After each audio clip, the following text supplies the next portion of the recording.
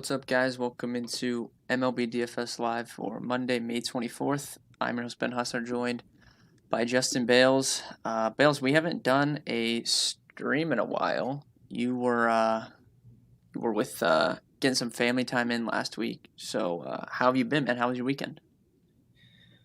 Pretty good. Everything going well. Pretty uneventful, honestly. But yeah, my dad came down to visit for the first time since I moved, so kind of took off the stream. Still put out, all the content and stuff that I do, but I don't know. I feel like it was kind of an up and down week, whereas like we kind of hit a little bit of a chalk in some patches, and generally I just move off of that specifically for my tournament lineup. So, a little bit of an up and down week after we hit that ridiculous, like what, 10, 14-day heater that we had going. Yeah, kind of the same for me. Weekend was good. Went golfing last night. In the evening. I love to go. Nice. I love to go golfing in the evenings on the weekends because everybody plays early, so there's never anyone on the course after like 4:30. So that's typically when I like to go. But yeah, good weekend overall. Excited to get back to work here. This is a weird slate though. 6 games. We'll kind of dive right in. If you guys have questions, go ahead and ask. This is a really interesting slate from like a pitching dynamic. So we have two, I would say, aces in Blake Snell and Brandon Woodruff up top, and one of which, Snell, is significantly cheaper than Woodruff. So I think most of the ownership is going to get pushed towards him, especially since Snell was pretty chalky in his last start and he struck out 11 or whatever it was, had his best start of the season. So I think people will go right back to him. Yelich isn't in this lineup tonight, so it's a good matchup. So I think he's kind of where people will go in terms of expensive pitching. And then we have a number of decent, cheaper options. I think like Frankie Montes is way too cheap on DraftKings. I think he's going to get a lot of ownership, but I actually prefer David Peterson, and then there's a couple of the guys you could make the case for as well. So we'll start out here at pitching. What are you doing at the top? Are you playing Snell, who I think is going to be really high owned, or are you going to pivot to someone like Woodruff? I think right now, if I had to choose, I would probably play Snell just because I don't like Milwaukee's lineup at all. It's just kind of the best spot, and he is the cheapest of the expensive options. I think that Lance Lynn is extremely interesting at a few hundred more because I would assume that most just play Snell. And then I do think that Woodruff is fine for tournaments because he's just one of the best pitchers in baseball, and people are going to be scared away by San Diego, especially playing in Milwaukee Stadium. But I think if I had to pick someone up top, it would probably be Blake Snell, followed by Lance Lynn, followed by Woodruff. And then you're not really going to get me playing John Means tonight. Yeah, I would probably flip-flop Woodruff and Lynn just for me, but I do agree that's probably the top three. I don't know. San Diego, they're only applied for 3.5 runs. There's a good chance Machado's not in the lineup, which would help. But Woodruff's just really good. He like never gets barreled up. Very, very few and far between he gives up a barrel. And even like he's typically like you view these Milwaukee guys as not having a long leash, but he's actually went pretty deep into these games. Like he's been hitting the 90-95 pitch threshold pretty regularly. So I feel pretty confident in that. So I would probably say Snell, Woodruff, Lynn, but I do agree that is the top three. I think if Woodruff, like if we look at ownership projections like before lock, and Woodruff's like the third out of those three, and he's going to be really low owned, I think there could be some merit to playing Woodruff and Snell together. That's something I like to do on DraftKings in these low total games. Like it's only a 7 over under. Just because the win is just not that big on DraftKings, right? It's only 4 points. There's no call. It's not like FanDuel where you get 6. Remember back in the day, it was like, what was it, 12 or something? Yeah, you used to, if your pitcher didn't win, you lost. Yeah, it used to be so much. But, 4 points is not a huge, it's basically one strikeout. a strikeout's 3 points, and you get 4 for win. So it's not that huge of a difference on DraftKings. So I'm fine playing two guys together.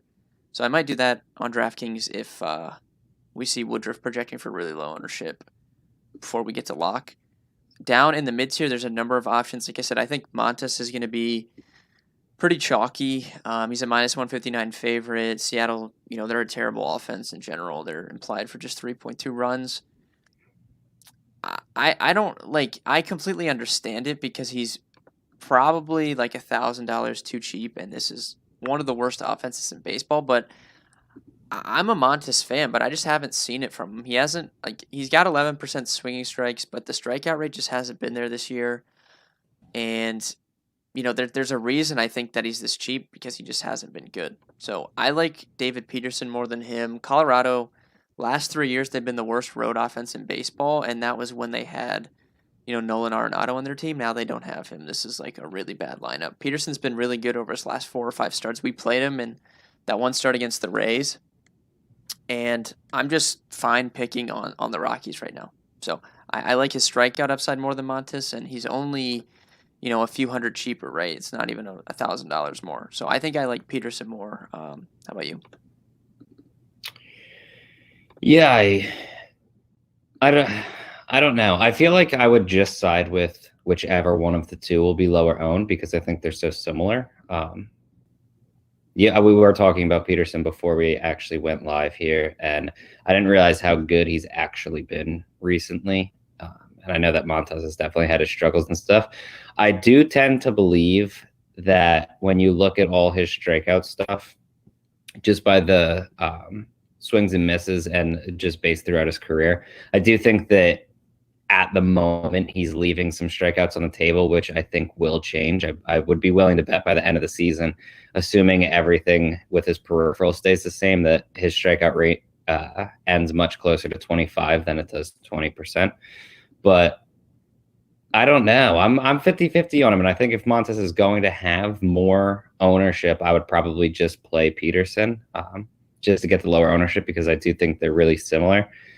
I think the other guy that's kind of cheaper that you can play is Austin Gomber.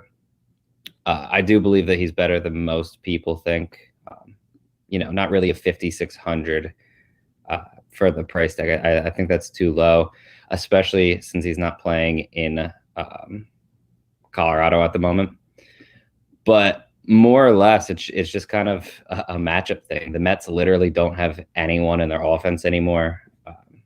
Literally 2-3 guys that you're going to be even slightly scared of. And it's not like Gomber can't get strikeouts or anything. So I do think for 5,600, he makes a really interesting play tonight. Yeah, that was the last guy I was going to kind of bring up here, but I don't know. I don't like that he walks a lot of guys. That's the one concern I have with him, but I do agree that he should be more expensive than 5,600, especially against this current version of the Mets. This is a Mets team that I picked on Saturday. I played Pablo Lopez against them, and then I picked on them again yesterday with Cody Poteet. They just don't have anyone. Other than Lindor, pretty much anyone you're scared of is injured. This is a literal minor league lineup with Lindor in it. It's really bad.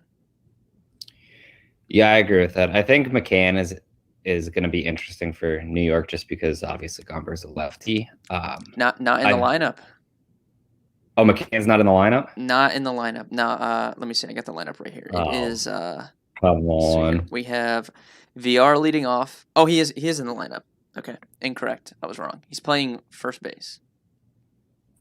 Yeah, so I know. I think Lindor and McCann are probably the only two that's literally the only two that you're really scared of. VR's, he's been kind of hot, but it's just not someone that's striking fear to me. Peraza, Maben, Fargas, and then obviously the pitcher spot. Nothing doing there. It's just a bad lineup, dude. One thing I will say about Gomber is obviously he struggled a lot with his command throughout more or less the very short career that he's had. But if you look at him recently, and we more or less can assume that he's getting better just because he's a young and was a good prospect. I think he has one or fewer walks in each of his last 4 starts. So looks like his control is at least slightly better at this point, more or less. And you're just not afraid of anyone from the New York lineup at the moment. Yeah, I think I would play both pitchers in this game over Montes if he's going to be, 40% owned on DraftKings. Yeah, I think I would agree with that too.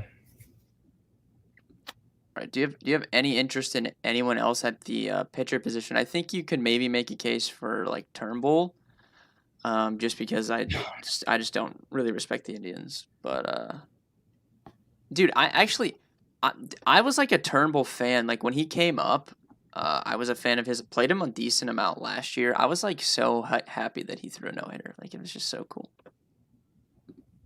Spencer Turnbull, Yeah. I never thought that I would get you on record saying He's you're a not bad. Turnbull guy. No, he's not bad. I mean, he's not like a star pitcher, but I don't think he's bad. He's really good against righties, and he can get ground balls, so it's not surprising that he can have success. Yeah, he's been relatively good this year too. Like his advanced metrics, Like all kind his of numbers they're better than Montes. Yeah, well, he had those 2 really bad starts. I believe they were against the Yankees, and it was on the road, and I want to say Boston, also on the road. So, like, are you really going to fault him for struggling in both of those situations? Like, realistically, those are 2 of the harder matchups that you're going to get. So, I don't know. Turnbull actually does look pretty enticing. Yeah, he's cheap, right? 7,900. If he was like 9K, I would be like no, but I mean, Yeah, 7,900 is still fine. The Indians just don't have a great off. I mean, the Indians have been no-hit twice, so what? I mean, Yeah, it seems like a bunch of teams have been no-hit. Yeah, the Mariners and Indians both have been no-hit twice. Texas once. Who else? Someone else. I have to think about this. The Indians are just bad in general. Yeah, no, I agree. All right, if you guys have questions on any other pitchers, go ahead and ask. We'll move on to stacks. I don't think this is a great stacking slate, to be honest. I think the White Sox are going to be probably the highest owned. You can see 5.6 implied team total is the highest on the slate. I think they'll be the chalk, right? There's not really anywhere else to spend on. Like the Padres are an expensive team that you normally would play, but you don't want to go out of your way to play them against Woodruff. You don't really want any of the offenses in that Mets Colorado game. And there's just no other team that you're really going to be spending up on. So I think they're going to be the chalkier stack. I like both sides of this Twins-Orioles game. You could see 9 over under. 2 just like Shoemaker is terrible. Not a good pitcher. So I think you can pick on him. Don't really want to pick on Means, but the Twins do have some guys that have power against lefties, like Nelson Cruz and Josh Donaldson. So I am interested there. And then I'm really interested. The Tigers might actually be my favorite stack on the slate because this guy for the Indians is terrible. The middle of their bullpen is also terrible. Like people have like this thing in their head where they think the Indians bullpen is good. Like the Indians closer, Clase is good, and James Karinchak is really good, but that's like the back end guys, right? The middle of their bullpen is not good. So I actually really like the Tigers tonight. They might be my number 1, to be honest. I like the Tigers.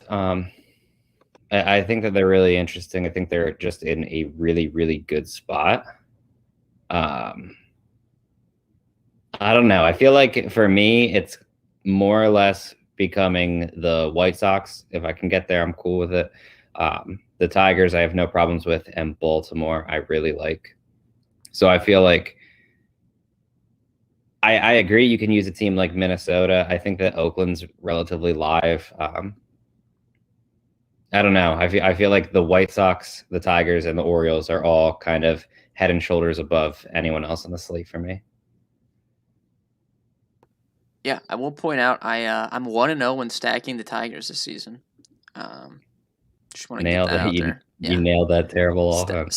Stacked them on an early slate when they were up against Daniel Lynch and they were not owned. So if they're not owned against Daniel Lynch on an early slate, I don't think they're going to be owned tonight.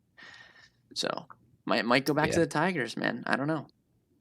I'm not opposed to it. What are your thoughts on the Mariners? Maybe not a full stack, but just like some leverage. Like if you want to get a couple guys, if Montes is going to be super chalk. I mean, he's given a home run up in every start except for 2, and one start it was 3 home runs. So I don't hate taking like 1 or 2 guys against him if you don't have him. I think if you don't have him, it's smart to take 1 or 2 guys against him just because you're already banking on him not having a good start because you're not playing him at 40% ownership. So you might as well get 1 or 2 guys against him anyways.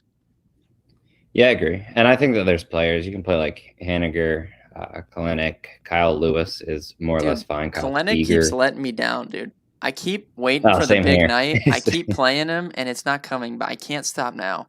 And yeah, Seager, that's a good call. I like Seager and Haniger. I think you can play always. So there's some options.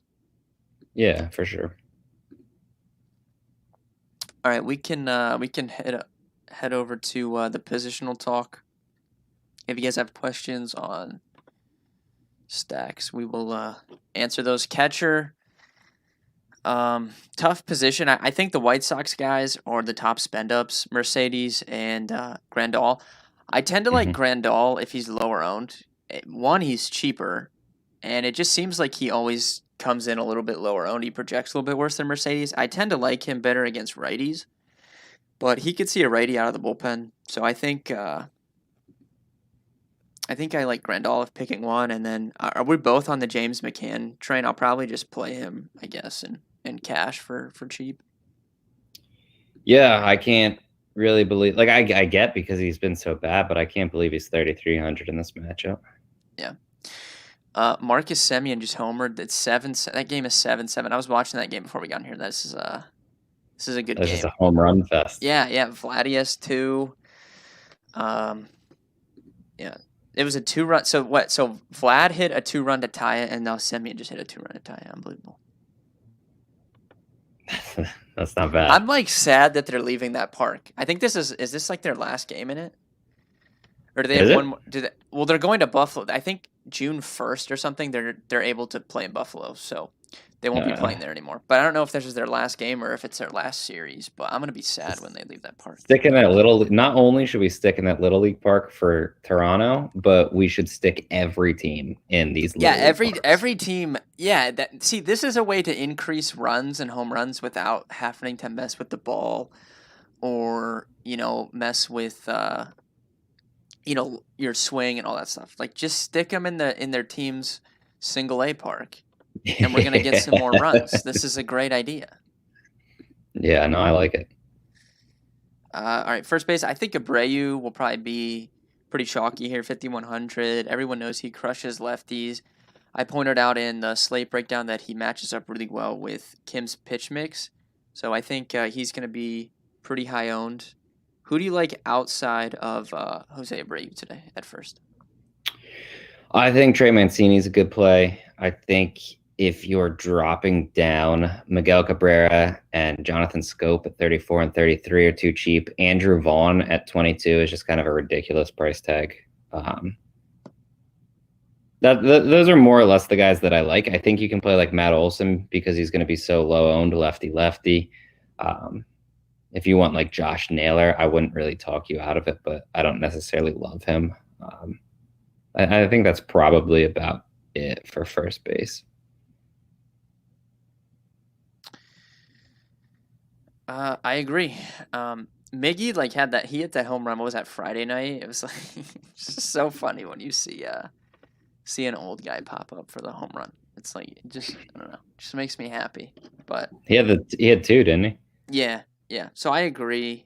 I don't mind getting weird. Like I think we talk about this all the time, but playing kind of like the bottom of the order guys in the chalk stack is a good move in tournaments. Vaughn is really cheap, 2,200 first base outfielder on DraftKings. He's batting 7th. Won't have any ownership, right? Everyone will be playing Abreu in the top of the lineup, guys. So I think that's an interesting move in tournaments. Yeah. I think you pretty much covered it. Second base, I'll probably be saving here. I don't like any of these spend ups, right? Like you could use Like I don't really want to use Cronenworth against Woodruff. Like there's just really no expensive option I like here. So I'm going to be saving Scope, who you brought up at first. I think is probably my top option at 3,300.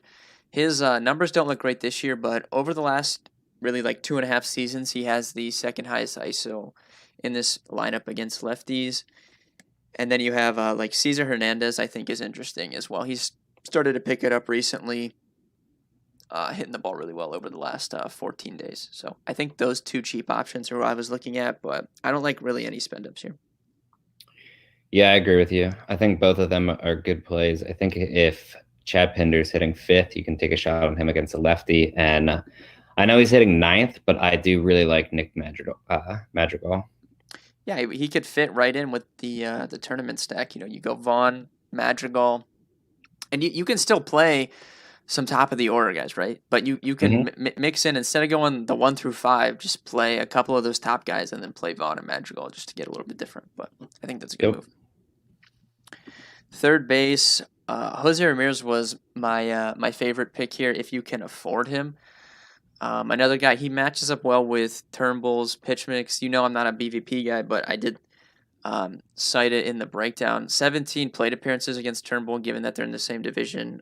Nearly a 400 xWOBA and a 96 mile per hour exit velocity. So he clearly sees Spencer Turnbull pretty well, and he's just been on fire. And I feel like I haven't played him much this season, so this might be the night that I jump on the Jose Ramirez train. I don't mind that, especially because you kind of have to spend up somewhere. Yeah. I think that realistically, there's so many good plays. Matt Chapman, Yoan Moncada, Josh Donaldson are all kind of expensive. I think all three of them make solid options. Kyle Seager is someone else that you can add to the list. If you're looking for cheaper, Candelario, I have no problems whatsoever playing him. I think Jonathan VR is more or less fine. Yeah, I think that's about it. But that's most of the players at third base. I don't really think this is a position where you're going to go too wrong. Yep, I agree. I think second base is you're clearly spending down, and third base you can use some of those savings and spend up. Shortstop, I think Tim Anderson is like the top projection here. Obviously Tatis Jr. as well, but I'm just not going to play anyone against Woodruff on this slate. So I think Anderson's the top projection here. I don't mind it, but I don't love it. I don't think he's a must play today. I don't have any issues playing him if you can afford him, but I think I would rather play Jose Ramirez at third than I would play Tim Anderson at short, unless you're just going 5-man White Sox stack. I think Lindor at 4,900, as long as he's under 5K, I am interested in him. So I think he's fine, and I like fitting with the Orioles against Shoemaker. I think Freddie Galvis, he was up in the order. I don't know what day that was. Maybe it was Saturday. He was batting second, and I kind of stacked up that game. So if he's in a decent lineup position, even if he's not, I think he's fine just because, I don't know, the Orioles are probably right there with Detroit for me on the slate. So I'm fine using Galvis or like a Goodrum from Detroit. Goodrum actually hits lefties pretty well. So I'm fine with those two guys. But if I was spending up, I think I'd pick Lindor over Anderson, honestly. I would go Tim Anderson, personally. I don't think you're really going to go wrong with one or the other. I just slightly prefer Anderson in the matchup, but I agree. You pretty much covered anything that I was going to say at shortstop. Yeah, it's a tough position. And then we'll finish up with outfield here. I will say Nelson Cruz, like I wrote him up, but we need to wait and see if he's in that lineup. I don't know if that lineup's out yet. Let me look. But I know not yet, no. Okay, well, yeah, he wasn't in the lineup yesterday, so we need to wait and see if he's in there. If he's in there, it's tough not to take him against a lefty when you have money to spend. And then I would say Robbie Grossman, it's really weird to see him at 4,700. But yeah, I know. I love the Tigers tonight. And, dude, he's been good. Look at his game log. I mean, 14, 16, 5, 4, 4, 10, 11, 19, 9. I mean, he's been on fire really the last, 2 weeks. And I like Detroit, so I'm going to consider him, as long as he's... Oh, he is leading off, so yeah. So I do think he's in play. Yep. So that's my two spend-ups. Who do you like at the expensive part of outfield? No, I think I agree. if you're spending up, I think like Mark Canha's a relatively fine option. I like Mullins at 4,100. It's not really that high priced. Ramon Laureano at 56, I think, is a reasonable option if you want to spend up. I don't know. Number one for me is going to be Nelson Cruz, assuming he's starting. Yeah, I agree. In the mid tier, I don't love a lot of the like 4K guys. Mullins, you pointed out, who I think is good, but really that's about it. Kalenic got a big price bump to 37. Still perfectly fine in tournaments, but he's not in like the 2K range where he was just a stone lock there for a couple days. Yeah. I like Mountcastle. He's been heating up for some Orioles exposure. You can get like, I'm assuming he'll be down in the order again, so that's someone from the Orioles that you can get the leverage on, because I think Mullins will be owned. I think Santander is going to be pretty high owned. He's really cheap, right? 3,300, I think. Mm-hmm. Yeah, he'll be one of the highest owned outfielders on the slate, I think. So I want to play him, but maybe get Mountcastle in with him, I think is a good move. I'm cool with that. I think Austin Hayes is too cheap too. Yeah. I think if you're going like all the way down, Rob Reisnider, assuming he's starting, he's only 2,400. I really like that. I think if you want to get kind of weird with Detroit, you can play Nomar Mazara, 2,600. That's way too cheap. I know it's lefty, but how long is Henniges really gonna throw for Cleveland?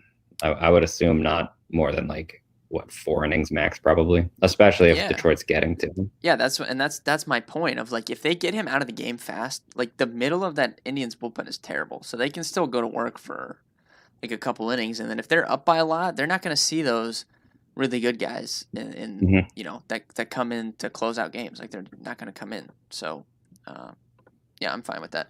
Refsnyder, dude, I was on a call with Rube like a week or two ago. Like, the first night Refsnyder was in the lineup, you and AC both played him, and we were like laughing at Anthony's score, and like we normally do, because that's just what we do. We just laugh at it. And then we saw that you played him too, and I was just like laughing.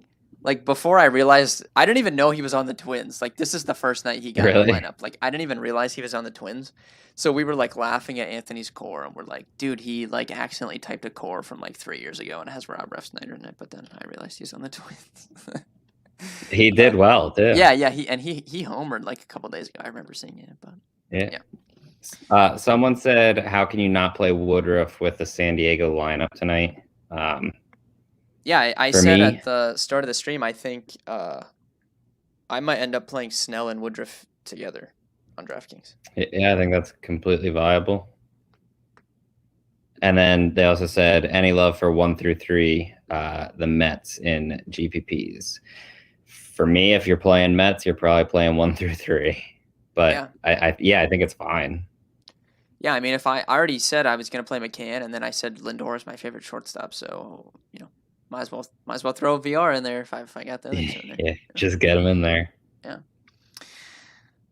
I actually think that makes sense though, because if you're going to play against Gomber, I don't even know if it's Gomber or Gomer, whatever. But you know, even though he's been decent with his control the last couple games, this is a guy that has walk concerns.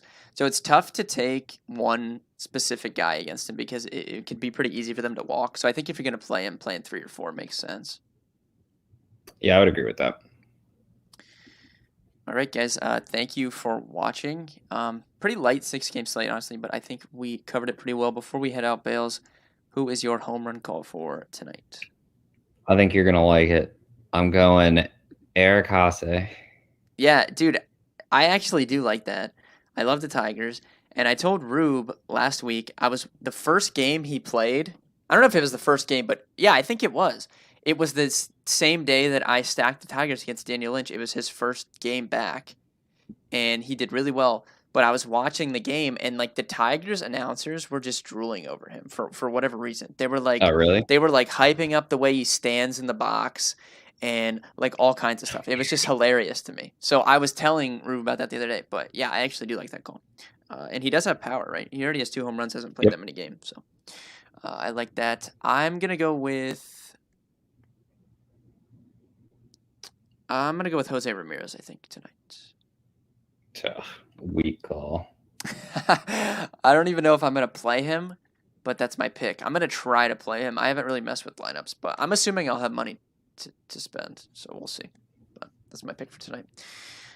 Thank you guys, like I said, for watching. Be sure to check out dfskarma.com for all of our free content. If you want access to our core plays, I tweeted this out yesterday, but any new week or month-long subscription, you get free SaberSim Optimizer access for an entire week. It's a good deal. Take advantage of it.